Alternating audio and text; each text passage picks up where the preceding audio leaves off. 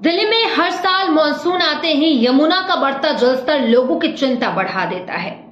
नदी किनारे बसे इलाकों में बाढ़ जैसे हालात बन जाते हैं। सड़कों से लेकर के घरों तक पानी भर जाता है और प्रशासन को राहत बचाव के काम में जुटना पड़ता है।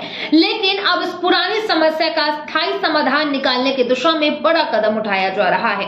दिल्ली सरकार यमुना नदी की गहराई बढ़ाने की तैयारी कर रही है। सही सुना आपने, ताकि ज्यादा पानी को आसानी से निकाला जा सके और बाढ़ का खतरा कम हो। इसके लिए नदी का बैथीमेट्रिक सर्वे कराया जा रहा है, यानी कि नदी की असली गहराई और उसके फ्लो को वैज्ञानिक तरीके से मापा जा रहा है। अधिकारियों के मुताबिक 1990 से पहले यमुना की गहराई 60 से 68 फीट तक हुआ करती थी, लेकिन अब हालात काफी बदल चुके हैं। 48 किलोमीटर लंबे हिस्से में कई जगह गहराई घटकर 15 से 35 फीट रह गई है, जो कि बाढ़ की बड़ी वजह बन गई है। खास तौर पर आईटीओ बैराज से ओखला बैराज के बीच का करीब 14 किलोमीटर का इलाका सबसे ज्यादा प्रभावित है।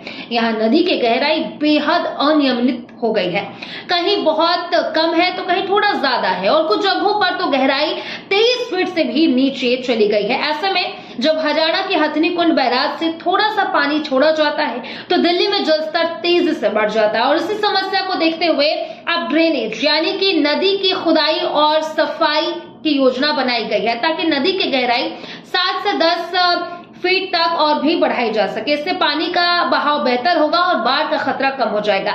सिर्फ गहराई नहीं, यमुना की चौड़ाई का भी काम लगातार हो रहा है। पहले नदी करीब 658 मीटर चौड़ी हुआ करती थी, वो अब आधे से भी कम है। गहराई और चौड़ाई दोनों कम होने की वजह से नदी में पानी का दबाव बढ़ता है और यही बाढ़ बड़ी वजह बनती है। तो सर्वे को देखा जाए तो एनजीटी से ड्रेजिंग की मंजूरी मिलेगी, क्योंकि देश में अब किसी नदी की गहराई बढ़ाने के लिए इस तरह का बड़ा कदम नहीं उठाया गया है। इसलिए सभी जरूरी पर्यावरणीय नियमों का पालन करना भी जरूरी होगा।